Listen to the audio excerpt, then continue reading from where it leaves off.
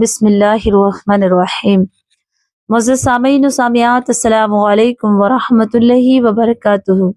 उम्मीद है कि आप सब खैर वाफियत से होंगे। अल्लाह रब्बुल इज़्ज़त से दुआ है कि वो आपको खुश रखे, आबाद रखे, और खुदा न खास्ता किसी बीमारी किसी परेशानी में मुब्तला है तो रब तबारक व तआला से दुआ है कि वो जल्द से जल्द आपको सेहत कामिला अता फरमाए, आमीन। ये जो आएगा आज रूहानी इलाज है, जो लोग मर्दाना ताकत से बहुत ज़्यादा कमज़ोर हैं या सिकरी वतन की बीमारी में मुब्तला हैं, तो उनके लिए रूहानी बेहतरीन इलाज, कुरान से इसका सबूत है।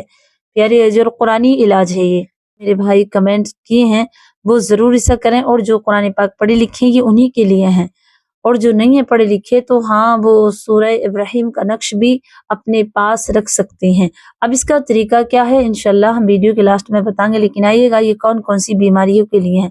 देखें, जो अगर बूढ़े भी हो गए हैं लेकिन उनके अंदर ये चाहत है कि अल्लाह रब्बुल इज़्ज़त हमें जवान रखे, तो उन्हें भी चाहिए कि इस रूहानी इलाज को कर सकते हैं। इसी तरह जो बिस्तर पे जाने के बाद परफॉर्मेंस नहीं कर पाते, यानी कि मर्दाना ताकत से बिल्कुल कमज़ोर हैं, या फिर कोई मेरे भाई इस तरह है कि उन्होंने बहुत ज़्यादा नुस्खे भी खाए हैं, हकीमी नुस्खे, डॉक्टर के, सोशल मीडिया पे देख कर वे वैसे भी बहरहाल उन्होंने अच्छे से अपनी बहुत ज़्यादा इलाज किए, लेकिन कुछ फ़ायदा हासिल नहीं होता। तो आइएगा, ये फ़ायदा भी करेगा आपको, इससे इंशाल्लाह अल्लाह रब्बुल इज़्ज़त की तरफ आप रुजू भी कर पाएंगे। क्योंकि इस वजीफे का, इस अमल का रूहानी इलाज इस तरह किया जाएगा कि पहले आपको नमाजों की पाबंदी करनी पड़ेगी, और इसके साथ साथ गुनाहों से तौबा भी करें। जो गुनाह, देखो इंसान से गुनाह तो हो ही जाते हैं, इंसान तो गलतियों का मरकब है, तो वो कर सकता है। तो आप अपनी गलतियों से मुआफ़ी मांगें, और जो गुनाह आपने किए हैं, चाहे वो हस्त मिथुन किया हो या बहुत ज़्यादा मुस्तज़नी किया हो, हस्त मिथुन किया हो, तो आप उसकी भी तौबा करें अल्लाह से। उसके बाद नियत करें कि मैं ये वजीफा ज़रूर करूँगा इंशाल्लाह, और सदका भी दें थोड़ा सा। अब करना किसको है, देखिए जो कुरान मजीद पढ़े लिखे हैं वो कुरान से करें, और जो कुरान मजीद पढ़े लिखे नहीं हैं, यानी इसका तावीज़ भी है, तो वो अपने किसी अच्छे आलिम, हाफिज या कारी मौलाना से इस तावीज़ को लिखवा लें ज़ाफ़रान से, फिर अपने पास रखें। आइएगा वो किस तरह सूरह पढ़नी है। सूरह इब्राहिम आपको एक मरतबा फजर की नमाज के बाद पढ़नी है डेली। ये अमल आपको मुसलसल 40 दिन करना है। सूरह इब्राहिम 13वें पारे में है, जो मेरे भाई हाफिज हैं, कारी हैं, वो जानते हैं, लेकिन जो कुरान पाक पढ़े लिखे हैं लेकिन मालूमात नहीं, तो सूरह इब्राहिम 13वें पारे में है। आप सूरह इब्राहिम की एक मरतबा तिलावत कीजिएगा, और मुसलसल ये अमल 40 दिन कीजिएगा, और फजर की नमाज के फौरन ही बाद आपको पढ़ना है। और इसका नक्शा देखिए, ये स्क्रीन पर आ रहा है, इसे आप लिख लें। और लिखने का तरीका यह है कि अगर आप खुद लिख सकते हैं तो आप इस तरह लिखें कि वहां पर कोई ना हो, तन्हाई में लिखें, और आप अपनी सांस भी रोक सकते हैं।